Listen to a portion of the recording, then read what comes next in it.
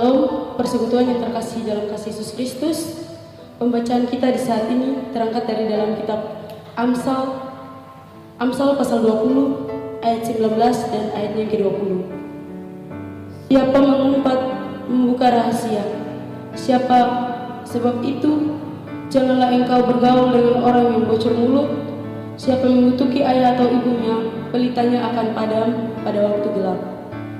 Persekutuan yang terkasih dalam kasih Yesus Kristus, tema kita di saat ini bunyinya tetaplah bijak untuk berkata-kata. Kitab Amsal mewakili warisan dari orang-orang bijaksana Ibrani.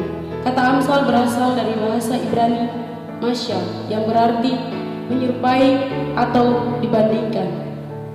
Persekutuan kitab Amsal adalah buku petunjuk hidup yang berhasil. Tujuan utama kitab ini adalah untuk menjelaskan dengan cermat, tepat, dan mudah diingat tentang apa yang dimaksud sebagai siap melayani Tuhan sepenuhnya. Persekutuan dalam bacaan ini, Amsal menasihatkan kita bahwa jika kita mengumpat atau bersembunyi, kita membuka rahasia. Artinya bahwa jika kita mempunyai masalah atau rahasia, jangan kita bersembunyi sebab akan ketahuan. Maka itu Amsal mengingatkan kita supaya kita tidak bergaul dengan orang yang bocor mulut. Artinya mereka akan membuat semua rahasia yang kita punya akan terbongkar dan kita akan mendapatkan masalah. Dan juga Amsal menasihatkan kita agar jangan kita mengutuk ayah atau ibu kita. Persekutuan, kita bayangkan kalau kita mengutuk ayah dan ibu kita, maka Amsal juga mengatakan bahwa pelita kita akan padam. Dan juga Amsal menasihatkan kita bahwa kita bayangkan kalau kita berada dalam kegelapan dan pelita kita padam, maka kita pasti akan kecelakaan.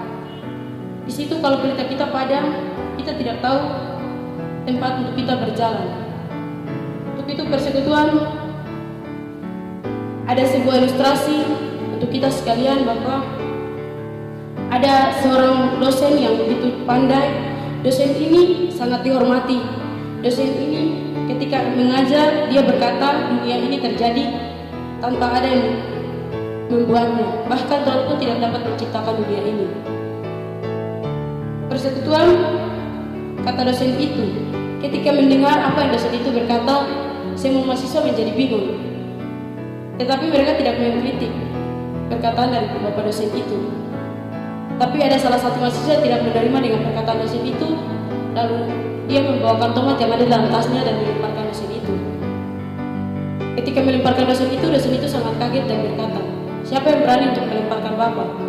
Kata mahasiswa itu, dia berdiri dan bertanya, Pak, apakah tomat itu dapat lari sendiri? Kata bapak dosen itu, tidak.